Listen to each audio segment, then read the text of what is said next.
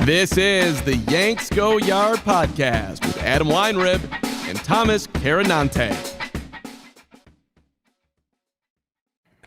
Welcome to the Yanks Go Yard podcast. We made it through 162 into the postseason for real. It actually happened, and it's this week. I'm Adam Weinrib, joined as always by Thomas Carranante, and joined today to help preview the Yankees-Red Sox first round playoff series and talk about what happened in Flushing is our good friend Dani Wexelman. Dani, thank you for joining us, as always, being very kind with your time. I didn't know I didn't know that we also were talking about Flushing. I'm just kidding.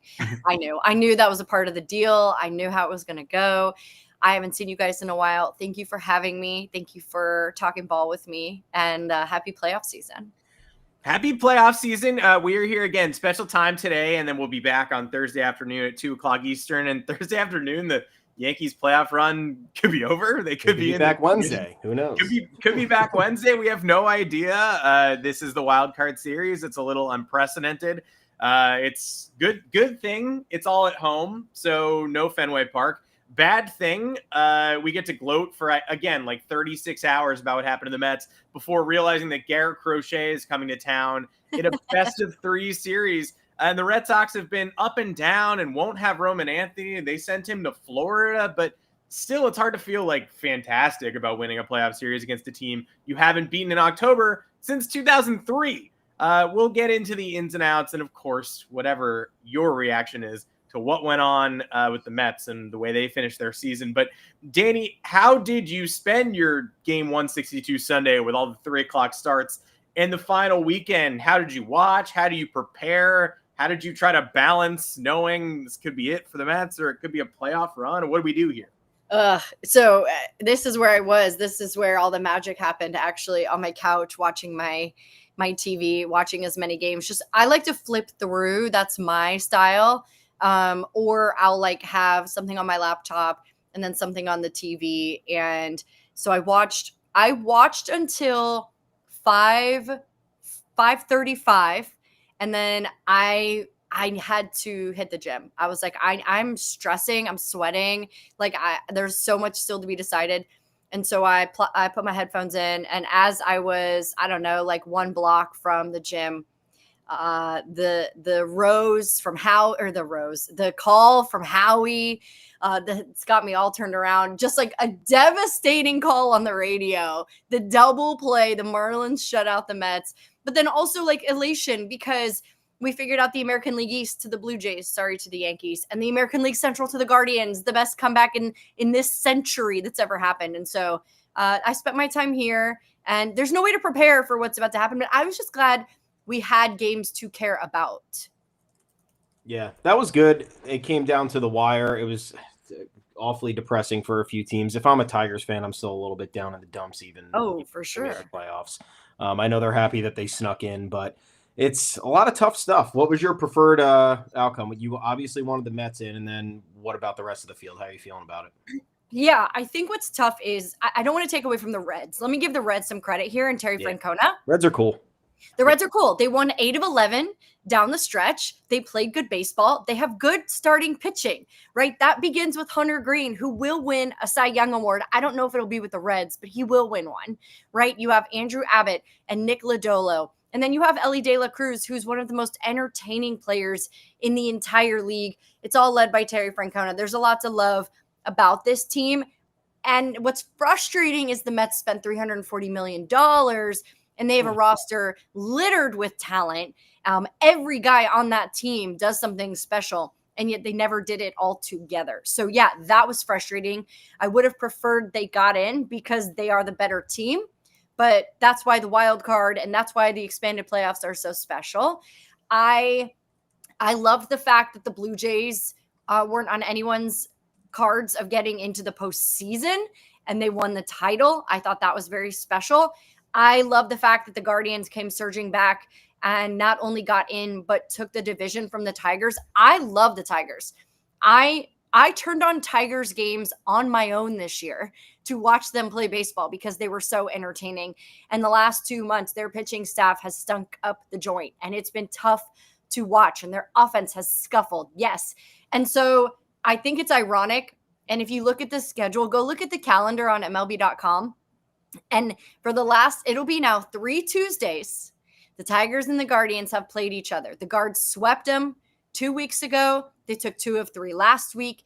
And I expect the same to happen to Detroit, which is wild to say because they were the best team in baseball. They have the AL Cy Young Award winner on their team. And I do think that they could get bounced. There's a good chance. I'm curious how they show up. What team do we get? What version? Can Tarek Skubal win his start against Cleveland? That's a big question mark. So that's how I thought it could have shaken out. But for me, I feel like, guys, when you will something and you hope it turns out a certain way when it comes to baseball, I feel like you're playing with fire. So I wanted it to happen how it happened, and I'm thrilled with the results. There is no manifesting in baseball, that's for sure. No, I will say, I love the positivity, but man, I hate this outcome. Guardians 225 team average, winning the division. A negative run differential. Yeah. And the Blue Jays, look, I hate the Blue Jays for obvious reasons. We can get into that briefly. Look, they deserved it. They came back. Do you hate Jorts and poutine and the Canadian tuxedo? I've never been to Toronto. I love Montreal. I've been there. One of my favorite places ever.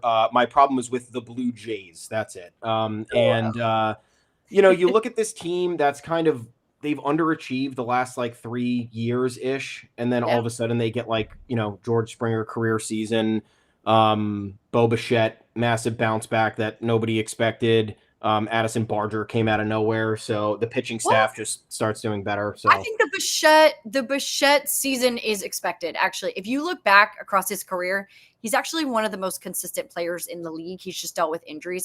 I would expect that from Bo, to be honest. Yeah, I mean, I would. Yeah, you are right, but the fact that he has dealt with these issues on and off, and then I mean, is he injured for the postseason? Yeah, right now it's not looking great. He hasn't been running. I don't think he's going to play in the wild card. He has not been running yet. But not the wild card. They have the bye, so maybe he makes it in time for the bye, but he hasn't been running. Yeah, but I mean, this is shaping up to be one of his. It was close. One of it. He had some weird career highs. He had a career high batting average. Yeah. Career low in strikeouts. So it's where did that come from? That was never there, and now it's there. So I'm just I don't like the Blue Jays, so I have to nitpick where I got it. I like it. Confirmation bias. That's right. Yes. But we're either going to have the Red Sox or the Blue Jays out before the ALCS, which is nice, but it's up to the Yankees to make sure that it's maybe both of them, because that's the playoff path. Like you said, no manifesting in this game. The Yankees needed Saturday and Sunday. They needed the Tigers to win twice and the Guardians to win twice to send the Red Sox into the 6th spot and the other side of the bracket. They got both wins on Saturday. The Tigers couldn't beat Jose De Leon, who the Red Sox called up off a beach in Puerto Rico. He said he lied to them about whether he was even ready to pitch a baseball game, and then they called him anyway, and then he was good enough to beat the Tigers. The Guardians were down 3 in extra innings, rallied to win that game. So it was just the De Leon game that put the Red Sox into this short series at Yankee Stadium instead of somewhere else, again, into the 6th spot. So they would have faced the Guardians and the Mariners. He wouldn't even had to see him until the ALCS. But here they are. The positive is, again, it's all on your turf. No Fenway faithful. No screaming fans, no best of 7, which, the longer these drag on, that you're playing 3 games in a hostile road environment, obviously that's very scary. But the negative is no best of 7. Okay, it's a best of 3, and one of them is Garrett Crochet. You're waking up tomorrow. You don't have the best pitcher in game 1 of a series where you do have a Cy Young candidate. Max Fried is going to show up as the 2nd best starting pitcher in a head-to-head where you've only got to win twice and you get through. A lot of baggage here for Yankee fans and Red Sox fans. I'm sure have some fake baggage, but they have mostly owned the mental edge for quite a while, especially Alex Cora versus Aaron Boone.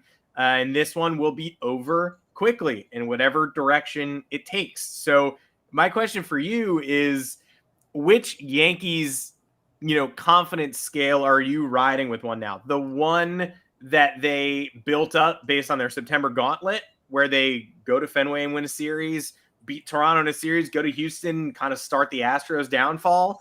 They start winning against winning teams again.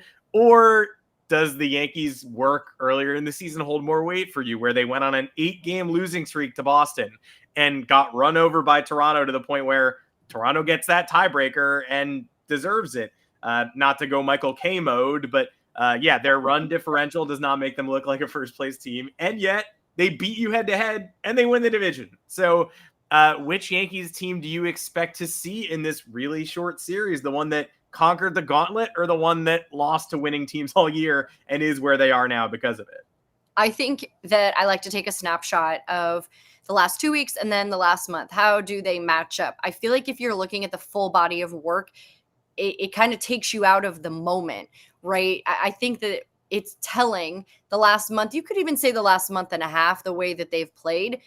I think that the intimidation factor is back number one.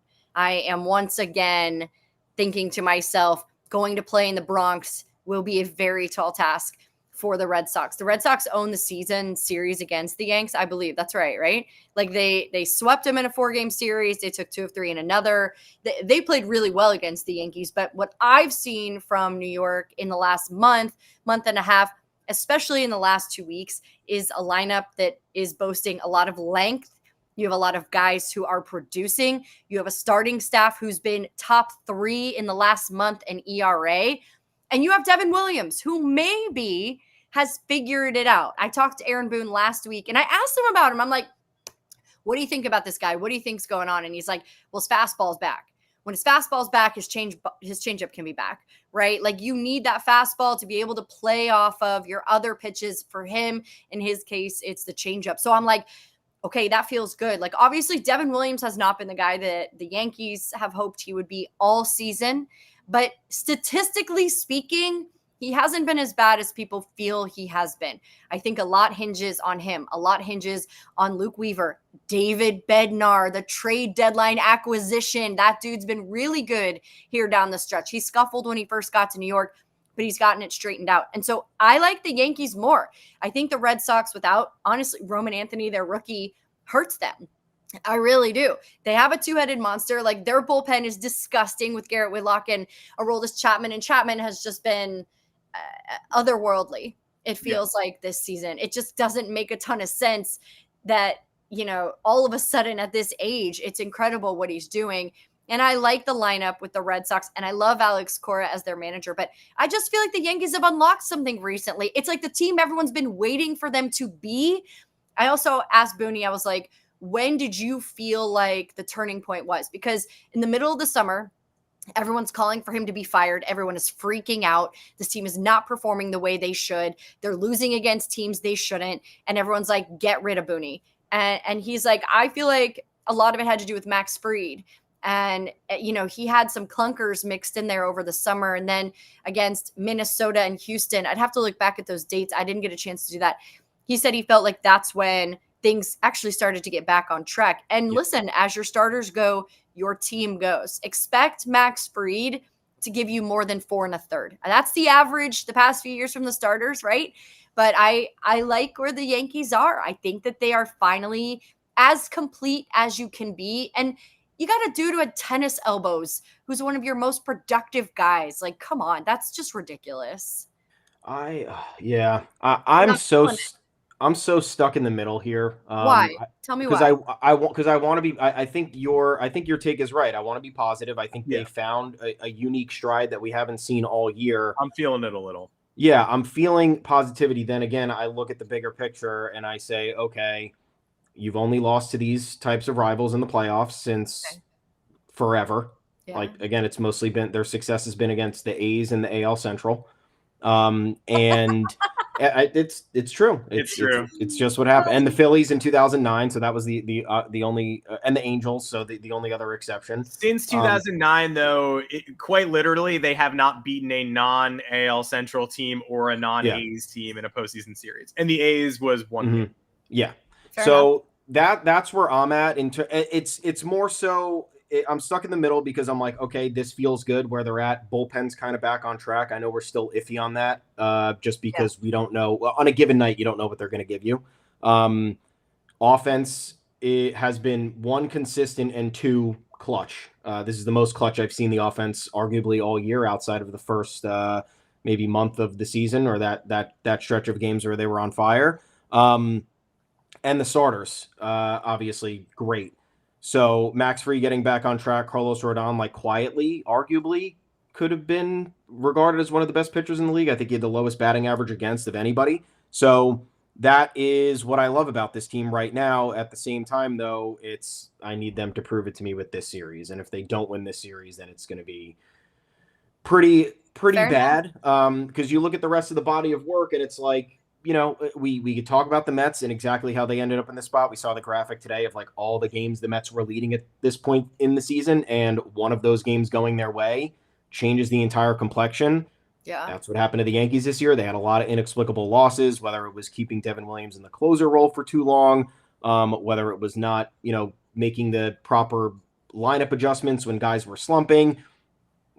We don't need to talk about Anthony Volpe for much longer because we've done it for 3 years now, but there's a lot of things you look back on and it's like, man, so many times we were talking about not being able to stop the bleeding. And if they just stopped it a week earlier, you're talking about a bye week. Yeah. Or a bye round, reshifting everything, getting guys rest. So, and avoiding a rival who is, in my opinion, the Red Sox are playing with house money. I know some people pick them to go far this year, but when they traded Devers and kind of everything shifted in the middle of the year, I think everybody kind of bit their tongue and were like, well, I'm not so sure about this.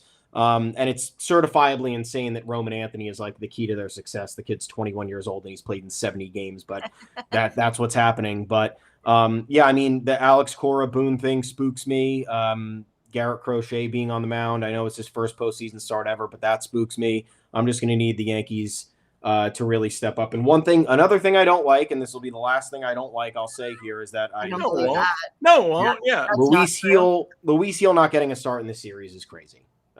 He's dominant against the Red Sox. I don't know. Like, if I'm the manager, I'm starting him maybe game 1, because why not? See what you can get out of him, and then you can use the rest of the bullpen if things go bad, and then you have Fried and Rodon for the next 2 nights. But they lined up Schlittler for game 3. I don't hate it, but Luis Heel has a sub-1 ERA against the Red Sox in 5 starts, and I don't know how. Is he off the roster? Did I miss that? Yeah, I think he's going to be off the roster because he started yesterday. Technically unofficial, but I'm pretty confident he's going to be off the roster. Okay. So, little worried about that. I mean, I'm a big guy playing the matchups in the postseason, and that's that. And they dropped the Athletic dropped the projected Yankees lineup for game 1, and I almost vomited. Austin Slater's in the lineup. Ahmed Rosario's in. Like, no. They just went straight platoon. I think that's part of the fear, because Ben Rice and Trent Grisham, 2 of their most crucial players all year. Yes. If you go by lefty-lefty matchups and you're just trying to maximize things by the book against Garrett Crochet, you will go with Ahmed Rosario and Austin Slater and Wells at catcher and Paul Goldschmidt at first. And we love Goldschmidt. I love Rosario.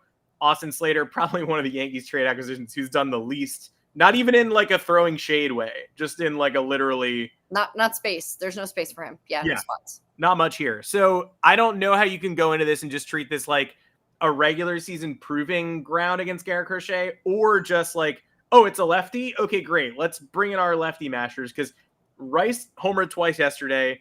He's their 3rd or 4th best hitter, probably just behind Cody Bellinger. And then Grisham, the clutchest Yankee all year long. You only have 2 wins, 3 games. These guys can't sit one of these games. I'm curious your thoughts on going full lefty mashing mode versus using these dudes who are studs. Well, it's hard, right? Because if you're talking about like you like matchups in some scenarios, well, it seems like this has been the case for New York, is that they lean all the way in, and this is the direction they want to go. What happens in the postseason is you get too cute. And you are like, but this is what the data says, instead of being like, but look what Ben Rice just did. And Trent Grisham, who's been exceptional for you, right? Or any other guy you feel like could be platooned this season. Like, to me, you can get too cute. And Aaron Boone has feel. But we also don't know who else is influencing a lineup like this. There's a lot that goes into it that we just have no idea who's influencing that. So I don't like it, to answer your question. Yeah. I do think you play the hot hand. And I think that you also have no idea how long that starter is going to go, right? They could not Crochet out, and then you've got to bring those guys in, right? Just because you started with a lefty. And so I feel like it gets too cute. I think playing the hot hand is the important part here. And sometimes we have to throw the data out of the window. But in the postseason, you see this all the time. Ben Rice not only has been one of the best for the Yankees, there's stretches here where he's been just offensively one of the best players in all of baseball. He's had a really magical season, and he's kind of found his stride. And like, that's a guy, like that's a catalyst in the lineup. That's a guy that I want there. He's also versatile in the field, right? He can do different things. That's also important to what you're trying to do. And so I think getting too cute early is a really dangerous move. I think if we call Fangraphs, we can develop a new metric. Okay. Vibes divided by data equals something. I was really bad at math. Vibes divided by total data. That's the metric. Vibes divided by matchup data equals vibes plus manager feel. And it's all quantified and it's all out there, and you get a number and it's on a scale. So we'll have to compile some more manager feel data and vibe data throughout the year. And then I think it's tough. Yeah, it makes your stomach turn but everyone at home is an armchair expert, right? We all think that we know the best lineup. Yep. And hopefully there's just a short leash. Hopefully, they know what they're doing. Hopefully. It's going to hinge on them knowing what they're doing. Hopefully. There have been a lot of instances this year, I think, of armchair experts being quick to rage without thinking about, okay, they probably did talk about this. Even David Bednar pitching yesterday, I think you had a lot of people who were like, whoa, isn't the wild card series coming? Like, why the hell is our closer in this meaningless game? But the last time they gave him all that rest, it was in Houston. He came in with a 5-run lead and almost gave it all away in the 9th. Carlos Correa came up as the tying run. So I'm inclined to think that he and Aaron Boone almost definitely talked that out. And he was like, I'd rather pitch this game that doesn't matter than not pitch for 5 days ahead of the biggest test of my life. But that's the toughest part.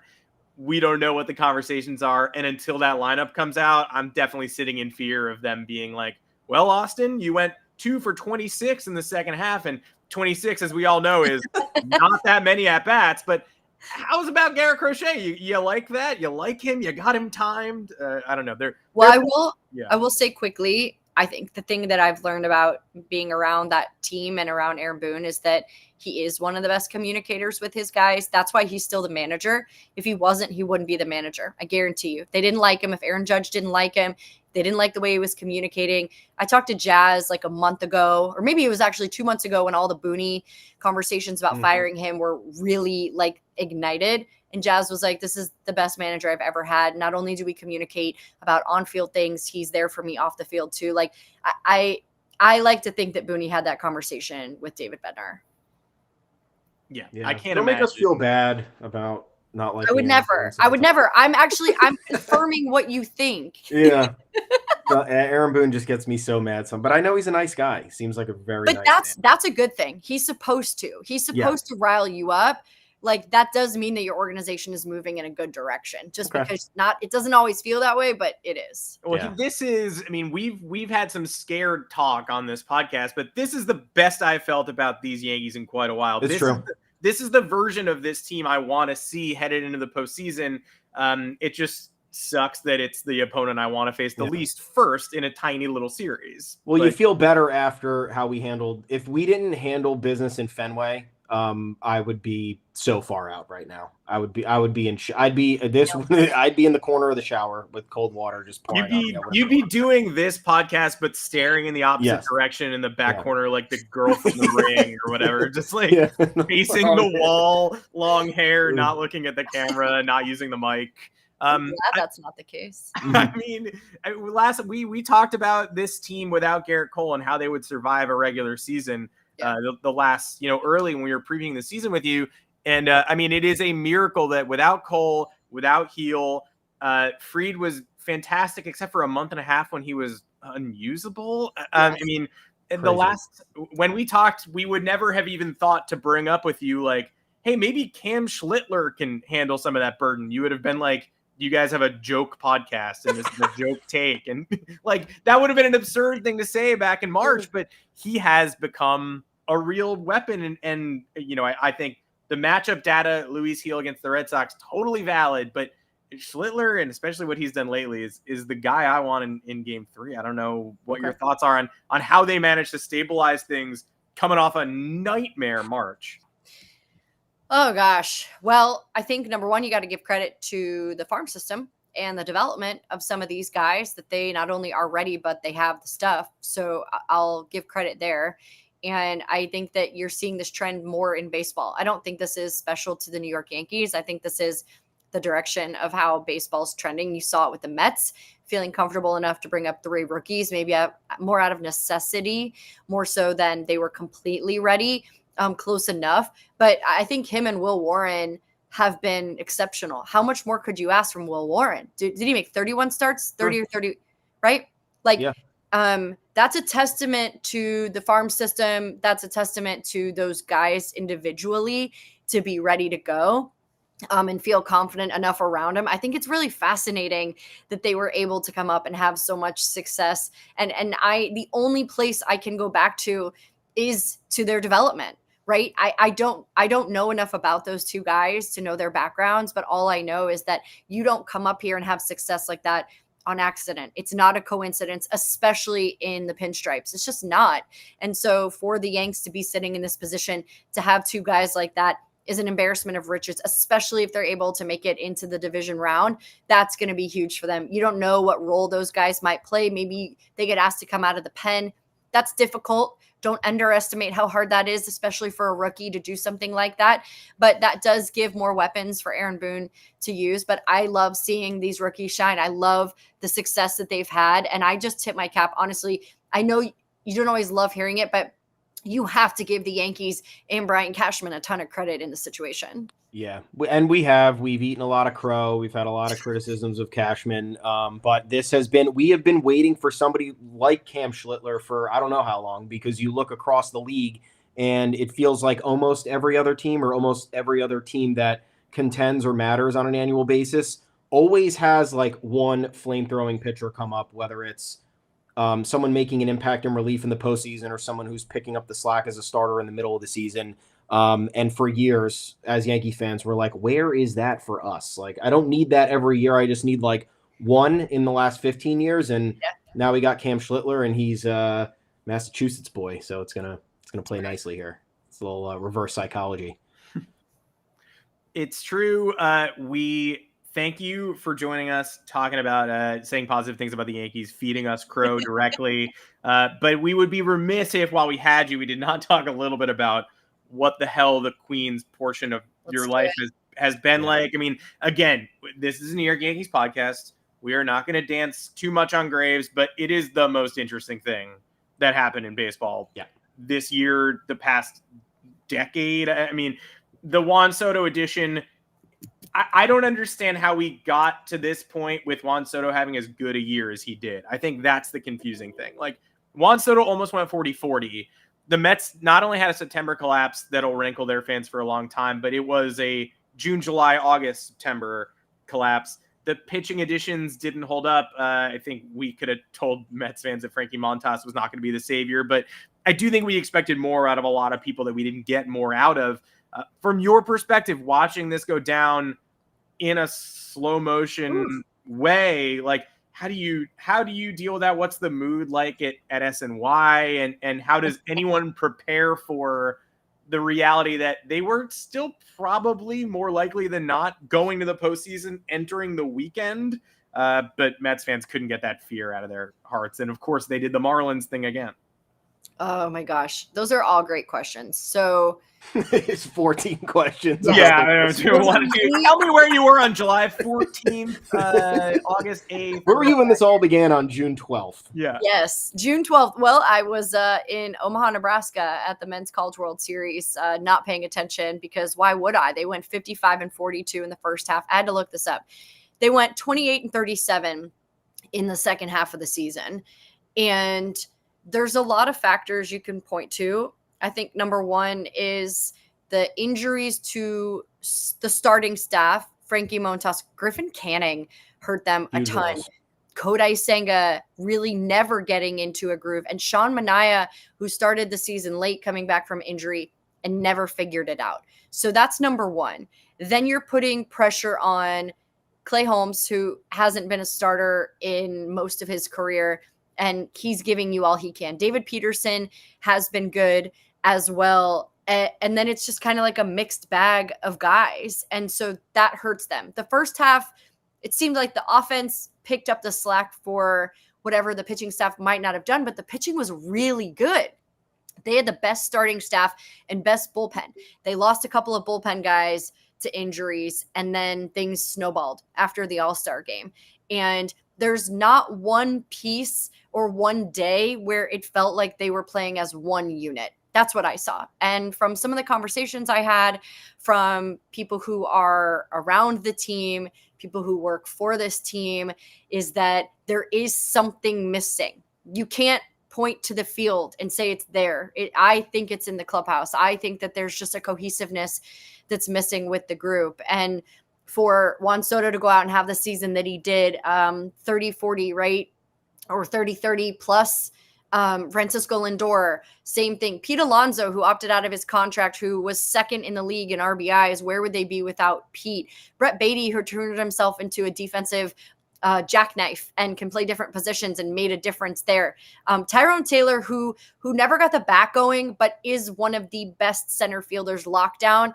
And then the trade deadline was a bust. Like, it really was. Like, they went out and got Ryan Helsley. That didn't work out. Cedric Mullins, that didn't work out. That's really frustrating. And so it never came together. And so you watched it night after night in the second half. The starters couldn't go deep. The bullpen was taxed. And the offense couldn't figure it out on a nightly basis. It never gelled together. There just was a lack of glue, and you can't point to one person or one thing. But frustrating when you spent $340 million. I believe the Reds spent 119. They're bottom 10. The Mets are second in payroll spent this year. And the amount of talent on that team, it's capital D disappointing. And so the mood at SNY, to answer your question, like, everyone's a professional. It's tough because I think a lot of the people who work there, majority are Mets fans. I would not say that I am a fan. I do cover the team and I am there. I don't take it as harshly, but I like my coworkers. I like my coworkers to be happy. And you know, when you are in and around a team every day, you want them to succeed. It's natural to want them to succeed. You see how hard they work. And so this is the ultimate collapse. This will go down in the history of our sport as one of the worst collapses. 21 games over 500 in June, and lost to a Reds team that, if you polled most people on the streets, probably couldn't even tell you who was managing the Cincinnati Reds this season. And that's tough. And that's how the cookie crumbles. You know, if you can't get it together, and they never did. They never got it together. Then you don't deserve to be in the post, or not deserve. Let me take that back. You don't earn a spot. They didn't earn their spot. I could not believe the start that they got out to with all those pitching injuries. And I sat back and I said, this team's friggin' legit, man. Like any other, like name 25 other teams. If they had half the injuries that the Mets had to the starting rotation, you'd say there is no recovering from this. Yeah. You will go down the first 2 months of the season, you will be digging out of a hole. And the Mets did the exact opposite. I just couldn't even believe it was 38-55 since June 12th. And again, we feel like idiots because we're complaining about the Yankees sliding for 2.5 months. And it's like, this is bad. This is really bad. It's getting worse. Can it stop? Please, can it stop? And the Mets just continued to live that through, like, we lived it through what, August 14th or something like that. You guys have Max Fried. Like, the Mets don't even have a bona fide guy like that. There was nothing like that. They didn't get anyone at the trade deadline. They had plenty of guys to give up, as you saw who came up. Yeah. Their farm system is number one, according to ESPN. They've got the talent, and they decided that they didn't need help in that department. Yeah, and that's why we were so scared, because it's like, dude, we have Max Fried, we have Carlos Rodon, we have Luis Gil is back, Cam Schlittler is pitching like no rookie we've ever seen, and this is still happening. It's happening for another month. So like at some point I understood what the Mets were going through because they didn't have the fallback, but at the same time, like, you're right, you look at that lineup and it's like, how were there not like a few nights where the offense was like, fuck it, we're scoring 12 runs? Well, I will say too, like, there's a lot of errors. Like there, the Nats series the weekend before last, there were 5 errors in 3 games against the Washington Nationals. Like they did not shore up the defense. It was sloppy all around. And that's a problem. That has to get sorted out. Like the fundamentals, look at the teams who are going to make a deep run. They play fundamental baseball. They play solid baseball. They hit with runners in scoring position. They hit behind the runner. They hit the sacrifice fly. Like they know how to do the Yankees in the 2024 World Series, right? Yeah, they know how to do those things. The Mets did not do those things, and they lost themselves a lot of games. The 2024 Yankees putting that fun right back there in fundamentals. Actually, not this year's edition. Hopefully, maybe not. Dani, we thank you so much for joining us. And before we send you off, do you have a gut feeling World Series pick? Where are you at right now? Matchup and pick. I love that. So I ironically did have the Red Sox winning it all. I can't remember who I had. I know. I should have said cover your ears. Sorry, that was my bad. I loved what they did in the offseason, and I like Alex Cora a lot as a manager. I would say today, though, that has shifted. I think it's I said this to someone earlier. I think it's Seattle, either Milwaukee or Philly. Maybe the Dodgers is where my head is at. I'm going to go with the Mariners winning their first ever World Series championship. I think they've got a really complete team, and they also kind of feel like the underdogs. Like nobody thinks they can do it. So I like them a lot. I think Dan Wilson's done a really nice job with them. But let's be honest. I think the past few years, it's not made a ton of sense, right? We even saw the Diamondbacks and the Rangers with the wild card make noise. Like the Dodgers are the wild card here. Do not forget, they're the wild card. They don't often have success in this way, but they're so rich in talent that Clayton Kershaw is not even on the wild card roster. Crazy. And he was 11-2 this year. He's actually one of their best starters this year, and he's not on the roster. So I'd be silly to forget them, but I would like a new champion. I would like the Seattle Mariners, and I think confidently they can win the World Series this year. Love that. I had a hipster World Series pick. I'm going Padres over Mariners. Yep. Wow. Yeah, let's have fun. I mean, you look at all these other teams. Like the Phillies, to me, are the only team that's like a surefire division winner that like fully earned their the Brewers too. The Brewers, don't forget about Milwaukee. No, you're right. I'm not forgetting about them. I am falling victim to the rest of society writing off the Brewers because don't write them off. They have early exits. They 100% can win it all. 110%. Yeah, I agree, but I know that it's not. They're going to have to face the Padres or the Cubs in that next round, and that's going to be difficult. So, the first round buys are always tough, man. I feel like it takes the wind out of so many teams' sails. But you wanted it for the Yanks. That's because they were damaged beyond belief, and they needed to get in a room and talk to each other and be like, guys, we have 3 days, lock in, figure it out. Maybe go on, I don't know, do some sort of spiritual journey or something. Like the Brewers don't need that. The Brewers have 98 wins. Like and they were cruising the entire year. They never really dealt with. They went. I think they went 2-6 in their last 8 though. They kind of looked a little sloppy down here. And they did have a spiritual moment in a room together where they read that fake letter from Bob Uecker and posted it on social. So they had that moment. I thought that Bob Uecker wrote that, and when I found out the next day he didn't, I was like, I got. It wasn't nice. It was not nice to get us. I found out late, so I didn't have a chance to get fooled. But yeah, weird. I went all in on that. On Sunday, I was like emotional talking about it. Yeah, I was mad. It's not cool to do that to people. I got big time. Dani, we appreciate you joining us. Thank you so much. Where can we find you throughout the postseason?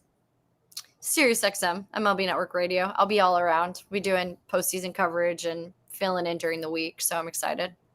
We're excited to have you as always, and we hope to see you and talk to you soon. It's super fun every time. Hey, let's enjoy this week, okay? Yeah, let's enjoy it. I'm getting there. We're getting there. Thank you for having me always.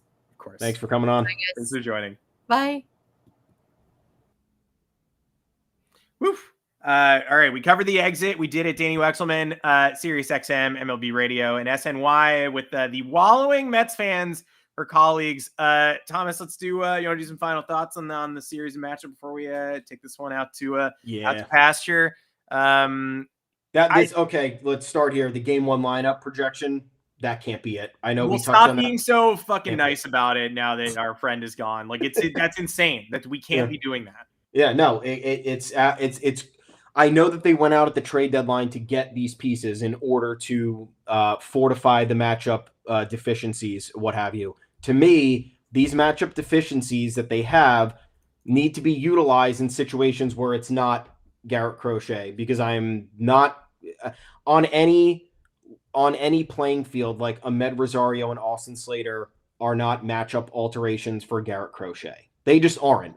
Better hitters are matchup nightmares for Garrett Crochet. So just because it's lefty does not change. Like Trent Grisham and Ben Rice, arguably outside of Aaron Judge, put up the best at bats of anybody on the team. And I don't think there's really there's not much debating of that. So if you're going to remove, and I do get the logic where it's like, hey, you can have these guys for later in the game. What if you get off to a fast start? I don't know how they would get off to a fast start with Paul Goldschmidt leading off the game. I love Paul Goldschmidt. I think he's an excellent asset for this team. I don't think he's a game 1 starter in the leadoff position. 2 for 12 against Garrett Crochet. Like I wish, but no. No, I'm confident. I'm fairly confident the Yankees aren't going to go fully that, but I think we might see like Rosario at third. Yeah. I think that's the change we'll see. And am I entirely against that? Not necessarily, but I think a lot of the conversation we've had since the trade deadline is like, I'm fine with Ryan McMahon going 0 for 4, dude.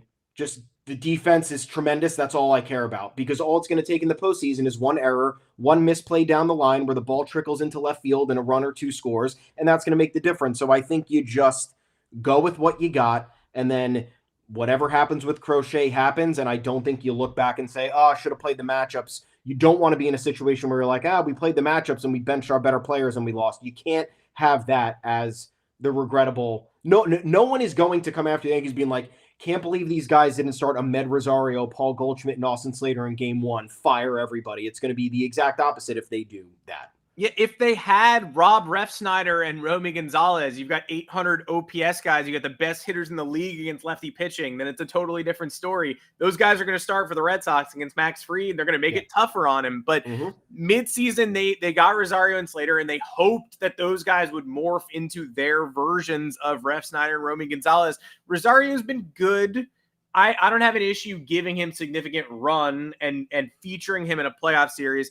But I definitely have an issue with just claiming, okay, that's going to work against Garrett Crochet, and we can move along now because Garrett Crochet isn't just a lefty. Slater, for me, is unforgivable. And the question would then be, when do you use him if you're not going to use him against Crochet? And I'm happy to tell you the answer is never use him. He's 3 for 25 on the season. He's the one where if you, not on the full season, but on the season with the Yankees, he got injured after 2 seconds. He came back. He never found a rhythm. He might be a lefty masher by trade, but again, Garrett Crochet is not a typical soft tossing 91 mile an hour throwing lefty. Yeah. You're not starting him against, late career James Paxton. You're starting him against the second runner up for Cy Young. And the only 2 options for the Yankees to play in this short series were Garrett Crochet in game 1 or Tarek Skubal in game 1. Yeah. Those are the only things on the table for you. You could have had the Tigers. You could have had the Red Sox. And I wish they had the Tigers, but it wouldn't have made this conversation any easier because then we would have been having the same exact chat about bringing an inferior lineup to the table against the only lefty in the world who's a little bit better than Garrett Crochet at his best. So what's your hope against Crochet? The last time the Yankees faced him, they did a little bit of damage. They put up a representative start on Sunday Night Baseball. Garrett Crochet was not able to take a 6-0 lead to the finish line 2 weeks ago at Fenway Park. That's good. You can build on that. The Cleveland Guardians, who don't hit anybody, beat up Garrett Crochet a couple of weeks ago at Fenway Park. And I hate to be the old man yelling at clouds, but back in the day, this wasn't disqualifying. Like the Yankees used to beat the Greg Maddux, Tom Glavine, John Smoltz Braves in the World Series. Yeah. You didn't used to just look at the pitching matchups and go, well, I'm not winning that. Maybe we'll win game 2 and game 3 is going to be scary, but we're not winning game 1. You can go out and win game 1. You can beat Garrett Crochet. Chris Sale in the playoffs a couple years ago had nothing left in the tank by the time he got to the postseason, and Houston battered him for like 6 runs in 2 innings to kick off the 2017 playoffs. That happens. You could score 5 runs in 2 1/3 against Garrett Crochet, but you're not going to do that benching Ben Rice and Trent Grisham and putting soft contact Austin Slater in there. Austin Slater in the game where the Yankees just hit a little bit against Crochet. Slater didn't do anything. Rosario did go yard. Slater didn't touch him. So there's, in my opinion, semi-justification for Rosario, none for Slater. Yeah. Okay. So Crochet against the Yankees this year, his first start was bad. If you guys remember that one, 6 innings, 5 earned. They should have won that game.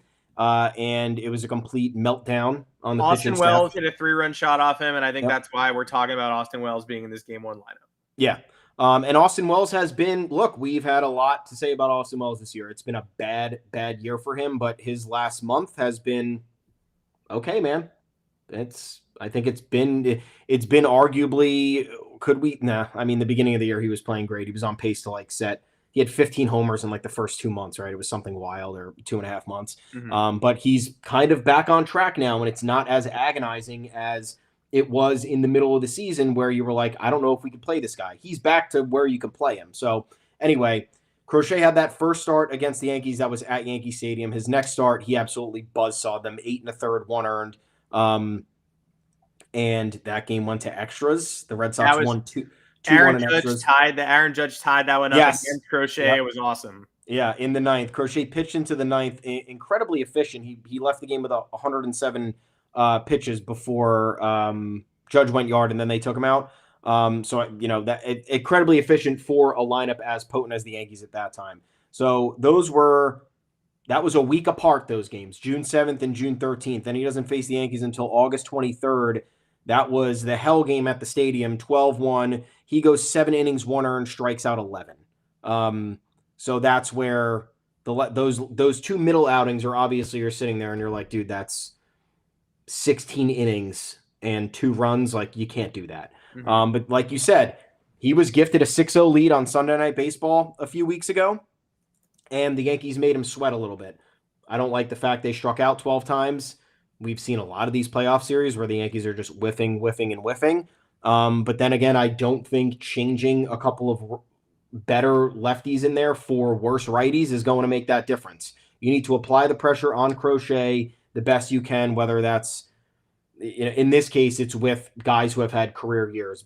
Trent Grisham, best season of his career. Ben Rice, this is his jumping off point for a hopeful, very successful MLB career. And then, like you said, Austin Wells hitting that home run earlier in the year, I think you got to play with any mental edge you get. Do I think that that's going to tilt the scales? No, but Austin Wells might come into this game a little bit confident, being like, I've done this before, dude, and I've done it here. So like, let's get after it. But yeah, you can't play games with Crochet in game 1. If you lose it, you go down, you lose it, whatever. And I think you have the advantage for games 2 and 3, but you can't lose it in a demoralizing fashion where you're wondering, what if we did the preferred version of what everybody wanted?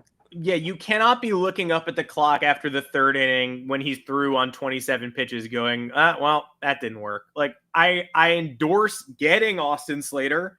It was a smart move. Then he got hurt. You pretty much never saw him until the September stretch run, and you tried him a few times and it didn't work. Nice guy, potentially effective weapon. Not for this. Maybe off the bench if you have Aroldis Chapman in the 9th and all you need is bat on ball and you could deploy Austin Slater instead of Austin Wells. Yeah. Great. Bases loaded, nobody out, get me a sac fly. Okay, I'll try the Austin Slater button. But starting in this game, no thank you. I don't want those guys cold off the bench. Like, I don't want Grisham and Rice coming in the 4th inning. No. In a scenario where the Yankees are like, oh, whoops, now we got to do it. Like, they're not going to be ready. Yeah. I feel the Yankees are currently listed as 58% favorites in this series. That feels right. I want to thank Alex Cora for just getting the insufferability out of the way early, claiming that nobody believed in the Red Sox. It's never been a crazier thing to say. Sometimes it's true. Like last year, I don't think a lot of people did believe in the Red Sox, but this year, actually, you got Alex Bregman and Garrett Crochet and Walker Buehler. People forget because he's not here anymore. And people predicted the Red Sox to be, Danny had the Red Sox winning the World Series. A lot of people did. I didn't because it made me uncomfortable. I can't say that out loud or else, I throw up blood, but it made sense. Like a lot of people almost everybody picked the Red Sox to win the East by the time the end of spring training rolled around. A lot of people picked the Yankees in second. Many picked them in third. People thought it would be the Red Sox or Orioles winning the division. And the Red Sox were everybody's trendy look out for them World Series pick. So Alex Cora, it was Red Sox and Rangers. It was like a return to form for the 2023 World Series champs. And here come the Red Sox coming off an offseason of finally going for it, and the farm system's coming. But then they had a season where they trade Rafael Devers. They get off to an ugly start. They call up Roman Anthony. They start playing like everybody expected them to. Everybody expected them to. Everybody believed in them. And then Roman Anthony goes down. The offense struggles, except for Roman Anthony's replacement, Nate Eaton, who was great. And Nick Stogard was also good. So a couple of the Red Sox best hitters for the last month of the season were the AAA guys who replaced Roman Anthony. You can't name a more insufferable franchise if you try. But Roman Anthony is in Tampa or Fort Myers or somewhere in Florida right now working out with Marcelo Meyer. Neither of them are even going to be at Yankee Stadium for this best of 3 series. So there's no last-minute Roman Anthony wild card. He hasn't even started baseball activities yet. Alex Cora told him to envision his first at-bat of the ALCS. That feels like a stretch at this point. Like that would feel like a rush back if they managed to get there. He was celebrating shirtless in the clubhouse. Good for him. The Red Sox are going to be a real factor next year and beyond. It would just be great if this year was not the year. I am glad that, in a way, I'm glad that we're getting them out of the way early, because if they just dominate the Yankees, then it wasn't meant to be. Then I don't have to see it in ALCS. Then it hurts a little bit less because it's okay. You couldn't even handle business at home in the best of 3 wild card. What did you think you were going to do in a best of 7 ALCS against this team? And now all of a sudden you lose to them and they're in the World Series because of your malfeasance. In this case, you lose to them. All that happens is they move on to face Toronto and your enemies start knocking each other's heads together and one of them gets knocked out, and that's kind of fun. 58% favorite, even with the Garrett Crochet thing, feels right. I think there's an amazing world where Giancarlo Stanton's a 3-run home run in the first tomorrow. And we all just kind of have to go. That would be the best world ever. We all just kind of have to go. World peace after that. Oh, so it's going to be one of these. Okay, it's been a while. Cathartic. I think the Yankees do win this series in 3. I wouldn't rule them out from winning tomorrow night's game, but it's going to be extremely tough. Anyone looking over the Red Sox or acting like it's a walkover, or acting like the first 5 months of the season doesn't matter and preseason expectations don't matter is being ridiculous. For the first time in a while, God help me. I think the Yankees have a nice foundation moving forward and into the future. I don't think last year felt like the end of an era because of Juan Soto, and it was, and a bunch of those guys from that team are no longer in professional baseball. This year, it feels like they're going into this series with the right attitude, mindset, right momentum in the first of many. You never know, but I would hope. It feels like the Yankees and Red Sox could be battling for AL supremacy for a half decade here, if not longer. And you just love to get them now because next year they're going to be better. So that's my last thought. I couldn't agree more. Look, I'm feeling good. I am feeling good. They've tricked me before into feeling good. I think that's an important thing to note here. But you look at in 2021, right, where we had maybe the fake confidence going into it because you had Garrett Cole on the mound and because that trade deadline the Yankees had that year, like, didn't pay the most dividends, but like you had the players in the lineup and you're like, we're kind of objectively better. So like maybe we can make this happen. That team was just bad on so many levels. So I don't think it's a rightful comparison. This time, I think the Red Sox have overachieved, and that's not an insult to them. I think they've done a really good job, and they have a lot of good players, and they have a lot of good versatility, and they have great depth. And that's what has made them successful this year. But I think the Yankees are better. That said, for me, like I said earlier, is they need to just prove to me they could beat this team. You have the regular season series. It was not pretty. Yes, the Yankees got the last laugh in 2 weeks ago. I think that matters a lot, but that does not change the complexion of everything that has happened since 2004. So now it's in the Yankees' hands to turn this around. Again, they have the matchups, they have the talent, they have the momentum. This is we said it earlier. This is the best. This is the best we felt about this team since May. And the least they could have done was go on a run at the end of the year like we had hoped for, in order to have the good vibes in the postseason, to not have us cowering in fear that we're facing our most hated rival who has gotten the best of us over the last 20 years. So I'm not saying I'm out on them. I'm confident. I need the proof. And I don't care if they lose game one, because I'm sitting here looking at it and you're saying this is very much possible, because it could be a 2-1 game, and the Red Sox have the edge with the bullpen. So if the Yankees can tough it out like they have this year, a lot of what the Yankees have done is tough it out. Like, they've gone through these heinous stretches and they've managed to come out for the better. Somehow this team has had the same record as the 2024 team. I don't know how that's possible. I really don't. You know who didn't? You know who didn't have the same record as the 2024 team? The 2025 Mets. They didn't have the same record. Isn't that interesting? It's it's something we should definitely study, dive deeper into how that didn't happen for them. But like this team having the same record as last year's team, which I think we all felt was far and away better. I think we felt that. We didn't feel that way in the beginning of the year. We felt that way when June arrived. We're like, yeah, you know what? We thought this team might have been a little bit better with the versatility and the depth and not the Juan Soto, but turns out probably not. Yeah. But now turns out they got it together. Again, this was the most inventive and reconstructive trade deadline we've seen from Brian Cashman in a very, very long time. I think you could say probably 2017 was the last time he did something of that magnitude. And the fact that things are slowly coming together, right? Like bullpen, still a worry, yes, but not the dire worry it was 2.5 weeks ago.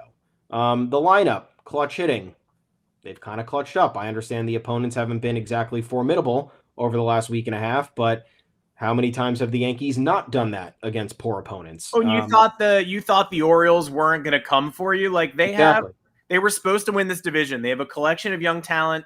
Jackson Holiday, they were playing like 500 baseball under Tony Manzolino. I saw an Orioles fan post before these 7 games, lifetime extension for Manzolino if they can go 7-0 against the Yankees. And I went, oh, give me a break. And then the Yankees went 6-1 against the Orioles. That was a real challenge. The Orioles aren't the Red Sox. The Orioles are definitely a level up from the Tampa Bay Rays. Yeah. And the hard work they did in Toronto over the week. I want to thank them for that. Yeah. One favor, like the Rays, notoriously annoying at the end of every season against everybody they ever face, and that couldn't have been more uninspiring. They had 2 guys in a row in the lineup card named Seymour yesterday. It was Bob Seymour, the outfielder, and Ian Seymour, the pitcher. I was like, that's a typo. No, they're actually 2 Seymours in a row, and it was the Yankees' little shop of horrors. But I'm going to give 2. It's the Yankees' own fault, though. Like I can't believe how pathetic the Rays were, but the Yankees blew a 4-run lead in the 9th inning of the Rays earlier this year. Win that game and you win the East. The Yankees played Jazz Chisholm at third base and DJ LeMahieu at second base throughout multiple Blue Jays series. Win one of those games and you win the East. The game right after the trade deadline that will cloud everybody's memory of what this trade deadline is and what it's become. They blow a 6-0 lead in Miami. They blow a 2-run lead in the 9th. They blew a 5-run lead in the 7th. It's the worst game of the year. It's also the worst Yankees loss I've ever seen. You win that game and you win the division. So, but based on the way things fell, you want that bye. You need that bye, but also you get that bye. The Red Sox win their first round. They're coming for your ass anyway. So it would have been helpful, but we would have had to have momentum conversations. We would have had to say, okay, well, the Red Sox, plowed through Cleveland or whoever, and now they're facing you. It would have been the Jays, I guess. But okay, the Red Sox took down the Jays. Now they're facing you. Now they believe even more. Now they're hungrier. Now you're 1 round closer to Roman Anthony coming back. We would have had to have all those anxieties. So it was legitimate. I'm going to give you 2 wild cards, positive and negative, entering the series. And one of them relates to the trade deadline. Camilo Doval, who we've separated the trade deadline into good additions, bad additions. Like David Bednar is your closer. He's been great.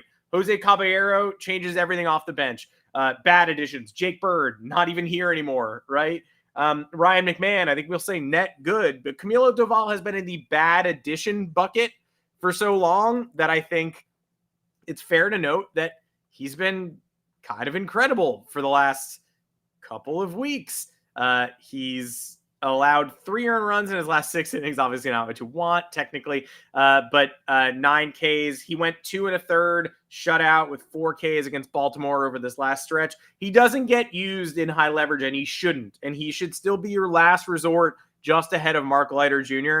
But if he can follow that Devin Williams trajectory and follow his 99-mile-an-hour cutter and 90-mile-an-hour slider and become at least somebody who, if the Yankees are up 3 in the 7th, and my bullpen's a little tired, and I got to hand him the ball, that there's a chance I'm looking up and it's a 1-2-3 inning, which is sort of the evolution of Devin Williams over the last month, where you're like, oof, this isn't high leverage, but it's not low, and I still don't want to see this guy. And, oh, wait, a 10-pitch inning.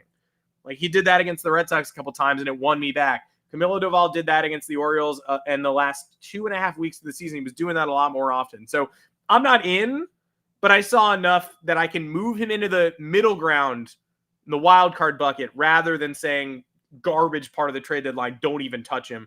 I'd rather see him than Mark Leiter Jr. any day at this point. And then the negative wild card, Jazz Chisholm got hit on the forearm on Saturday, isn't in Sunday's lineup, but says MRI CT is fine. He'll be available off the bench. Great. I'm in favor of not playing him in that game at all. And most of the reason was because then I saw him, and his one at bat, he took strike 1, took strike 2, swung pretty weakly at strike 3. He's playing the field. He reared back and made a crazy throw to first base and put the tying run at second base with 1 out in the 9th inning, just because he felt like unleashing the ball. And it's the left forearm, right? It's the back one, the swing. So technically had nothing to do with the throw, but he played like a really weird, skittish 2.5 innings. I worry about his health. I love the player, necessary to beating the Red Sox. I didn't really want to see him in that game at all, and what I saw just made me feel worse. Yeah. Look, you got a day off today. Hopefully that helps with, I don't know. It's an unfortunate situation. It couldn't be worse timing. Not thrilled because Jazz has gotten the better of the Red Sox, and that was kind of one of the matchups I think we were all looking forward to, especially how he performed in the last series. But we'll hold out hope. We're trying to be positive. Speaking of positive, Giancarlo Stanton's back, dude. So I think after these last few games, he had to finish out the season. He had 6 hits, so he was 6 for 13. 3 of those were homers, and he drove in 10 runs over his last 4 games. So this is the man for the postseason that everybody wants to see, who steps up when everybody else goes to sleep. And that's been the case for now, I guess you could say 2021, because he showed up in that game. 2020 playoffs, obviously, was when he went completely nuclear. And then last year, obviously, when he was literally the driving force of the Yankees going to the World Series, and then almost single-handedly won them game 1. So that's my positive. My negative, you already heard about it. It is crazy to me that Luis Gil is not pitching in this series. It just is. Like, I understand if the Yankees wanted to go with Cam Schlittler, fine. To have Luis Gil pitch in the last game of the season and not even be involved in this series, we've seen the Yankees alter the rotation before. They do plenty of things to get their preferences at the forefront. I don't know how this is a neglected matchup. I really don't. I don't understand it. It's going to frustrate me until we get the result that we want, and I'm hopeful that we will. But you had a bit of an ace in the hole. Look, if I was manager, and it's probably a good reason I'm not manager because I'm not capable of being manager, but he would be starting game 1 for me against Garrett Crochet, because the logic there for me is you're facing Garrett Crochet, who is the co-Cy Young, in my opinion. I don't think that there's a clear runaway between him and Tarek Skubal, and you have evidence of Crochet having a lot of success against you in Yankee Stadium. So if you sat there and you said, okay, we kind of have nothing to lose in game 1 because this guy has kicked our ass on our turf before, and he's arguably the best pitcher in the league, so we are going to counter with the guy that the Red Sox have been unable to hit since 2021. And I think that would be a good mental card to play, and also with the fact that Luis Gil has risen to the occasion in these moments. He's one of the Yankees over the last few years who has stepped up when the team needed him most. And I thought it would be a really cool managerial zigzag. And then you have Max Fried and Carlos Rodon in the final 2 games, and you have Cam Schlittler to come on in relief in the event Luis Gil faltered early, and then you wouldn't have had to go to the bullpen as early if Schlittler can give you 3, 4, 5 innings at that point. That's where I try to get creative. I feel like the Yankees' creativity, I'm hoping not, is this matchup nonsense where they're going to completely alter the lineup to the point where it's unrecognizable. Yeah. I would have went the Luis Gil route, and that would have been my cute play. And if it didn't work, I think you had the excuse to say we were going up against Garrett Crochet. We tried to get every edge we could on the pitching side of things, and we didn't. Or if he goes 6 scoreless, then you're saying, look at that shit, man. So I don't know if that's too aggressive. I don't know if we would have another manager on this podcast. Let's get Joe Madden on here to call me an idiot. That would be fun. Well, he would. Yeah, he'd probably. I think you should start Luis Gil, put him in left field. Like, oh, dude, what the hell, man? What are you talking about? We're not doing that. Out of your mind. Yeah. But I mean, like, I don't know. That's where I feel like the Yankees need to break that next mold of creativity. Like, they tried it with the Rays. We'll talk about that game forever with Jay Happ and Davy Garcia. And I feel like if you have tangible evidence of Luis Gil has never given up more than 1 run against the Red Sox in his 5 career starts against them. And I understand that I think it was 3 of those starts came before this year, so they were not really representative of this year's Red Sox. Mm-hmm. Let me just double check this so I don't sound like a complete idiot. But the fact that I'm pretty sure he had 2 starts against them this year. 6 no-hit innings at Fenway Park a couple weeks ago. Yes, he did. So he went 5 and 1 earned at Yankee Stadium. The defense did not help him out, which prolonged his outing. He gave up 2 unearned runs.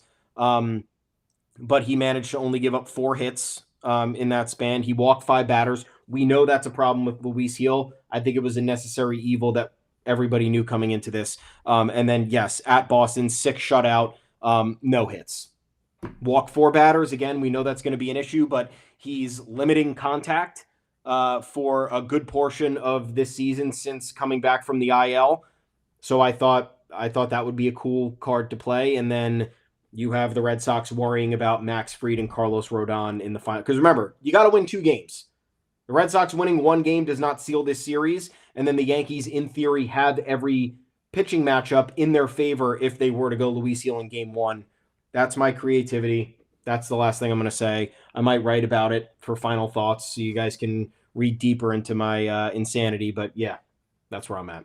I hear you. I'm shocked that he's not on the roster. I'm shocked they didn't figure out a way to make it Will Warren in game 162. You just wish, again, that things would have been decided so they didn't have to dance around and go, okay, we got to use a real starter here. Yeah. But also, we obviously have to use a real starter here. We can't be disingenuous to our fans. But at the same time, if they handle their business in Toronto, which they did emphatically, then this doesn't mean jack shit over here. So good work by the whole bullpen, except for Fernando Cruz, who continues to grunt louder than ever and scare the hell out of me. He's had ABs where you're like, starting really primarily with that Tiger series where you're like, the ball is not approaching home plate. He could throw 25 of these and the ball would not approach home plate. And that's where we were at again yesterday. I don't know how he got out of that scoreless inning, and I don't know how my confidence isn't shot heading towards the postseason. But yeah, weirdly, I do. Again, we're not fools. We know the hand we've been dealt. We know what the Yankees have done against their rivals, specifically the Red Sox, since the 2003 postseason. We know what they've done against the Rays and Sox and Astros for the better part of the last decade, for the whole Aaron Judge era. And right now, a lot of it stands on the hope bucket of one of these years that's got to turn around. Aaron Judge has to have himself a monster postseason. Yep. He just has to, because it's in his bones. It's in his body. He knows how to play great baseball. And the second bucket being, we did just see it for the last month. September was fantastic. They went in on an 8-game winning streak against mid-tier to lower-tier competition, but they won all of those baseball games. They won every series but the Tiger series and the Gauntlet. Like, we asked them to do a lot of things, and we got on them for not proving they were anything more than a team that could go 50-50 through the first 2 games against Houston. Then they turned it on and proved exactly that and won some taut playoff type games against Toronto and honestly put Boston to sleep in the 2 wins that they had in that series. But also one of them held off a charge from 4-0 to 4-3, and then Cody Bellinger had a huge hit against Aroldis Chapman. That was a playoff moment. Yes. So someday these guys are going to be due, this core, you'd have to think, and they've never played better heading into the postseason than they have this year. I choose to select them to win this series. But again, we know they might not. We've been here before. Yes. So there's no shocker. Like I'm not setting myself up for blustery overconfidence coming in and being on Wednesday, just being shell shocked. Like, what? They didn't hit at all in the playoffs? Like, not at all? What? It could happen. It has happened. It will happen again. But I think they win this series in 3 games. I agree. I don't look, everybody out there. I know if you're watching and you see this is not hedging our bets. It's just, we're confident in the Yankees. We know what they're capable of. We've seen them rebound after a hellacious stretch that a lesser team like the Mets were unable to handle. Yeah. The Yankees were the Mets in August. They were 1 loss away from being out of a playoff spot and giving it away to the Texas Rangers in a series where Devin Williams blew a 1-run save. Devin Williams blew a scoreless game, and David Bednar had to get 5 outs and had Adolis Garcia with first and second 2 outs and struck him out in like a 46-pitch save or whatever that was. If they don't win that game, they're out of a playoff spot. They go from that point in time up the standings, somehow finish 5 games ahead of the Red Sox after being 12 up on them and 3 back on them. They finished 5 up on them. That's impressive. It's not a be-all, end-all, but they were the Mets on August 5th, and now they're here. 69-60 on August 23rd to 94-68. So there's I would call that an incredibly impressive run. I don't think it negates, again, everything that they did in those 3 months that were borderline unforgivable, but we know what this team is capable of. We know the talent that they have. We know that they have a lot of pieces that they can mix and match. They have a lot of good depth. They have pitchers who can deliver in big games, which has kind of been a struggle across the board in the totality. So very confident the Yankees can win the series. I don't like it because I don't like playing the Red Sox, and I don't like that Garrett Crochet is lined up for game 1, but it is what it is. I'm not going to be shocked if the Yankees lose because all they have done is lose to the Red Sox since 2004. I know it's only been 3 series, but each one has hurt so bad because of the way that they, obviously 2004 is the worst, but 2018 that felt like the Yankees team, even though the Red Sox had that historic stretch, historic regular season for their franchise, and that series didn't feel close at all. And it was doomed after the Aaron Judge boombox moment. And then 2021 was an absolute disaster, and it was another moment of the Red Sox getting an upper hand when they didn't deserve to, because that team was nothing but luck. It was the only outlier team across 2019 to 2024. And then you look back and you're like, how did that team even do anything? They were terrible. Kyle Schwarber, literally just Kyle Schwarber. Yep. So look, Yankees, the way that they finished the year, incredible. I think that they have the ability to clutch up. I think they do win this series. I just need to see it. And it's not asking for a lot, just need to see it. They are a better team than the Red Sox, top to bottom, I believe. The Red Sox, I think the most important point here is that you got to beat them now because this Red Sox team is set up for the next decade. It's not even a crazy take. It's just they have put the pieces in place. Everybody writes off Chaim Bloom as a president of baseball operations. I couldn't disagree more. Every building block of this franchise has his hands on it, has his fingerprints on it. And Craig Breslow is, I think the jury is still out on what he's been able to do, but he's at least been able to secure the pieces and put them in a position to succeed. And as much as we dislike Alex Cora, we know he's a good manager. So they're not going anywhere. And if Roman Anthony was healthy in the series, I might feel differently depending on how the Red Sox finish the year. But yeah, I'm going Yankees in 3.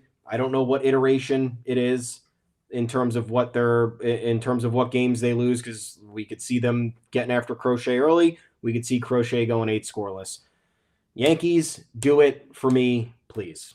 Please stay tuned to this YouTube channel and this podcast feed. Figure out when we're going live next. It depends on what the hell happens here. We'll be in touch with the folks who can change things. We'll change our stream if we gotta. We'll obviously do a post-mortem. We'll do a celebration. We'll do whatever this series necessitates. We thank Dani Wexelman for joining us on today's show. And of course, follow her all postseason long. Follow us at Yanks Go Yard FS. I'm at Adam Weinrib. You can find me on Twitter there. Thomas Carranante. Where can the people find you ahead of the most fun month of the year? I guess it's fun to have fun. It should be fun. It feels like it's going to be fun. Jury's still out. At Tommy's_takes. We are both at the official Yanks Go Yard account at Yanks Go Yard FS. YanksGoYard.com. All the content you will ever need will be on top of the news with all roster moves, injury updates, in-game content, fallout content, whatever you guys need, it will be there. We appreciate you guys reading and visiting the site. And once more, like and subscribe to this YouTube channel. We will deviate from the normal podcast schedule because playoffs, because offseason, because free agency. But right now, it's Yanks versus Red Sox. I hate Boston. You hate Boston. We can relate to that. We can all band together and try to get some positivity on board for tomorrow evening, 6 p.m. Eastern, live on ESPN. Max Fried versus Garrett Crochet. Let's fucking go. Let's go. We'll see you on this feed when we know what happens. We'll be watching. We hope you'll be watching with us. Until next time, I'm Adam Weiner before Thomas Carranante. See ya. Go Yankees.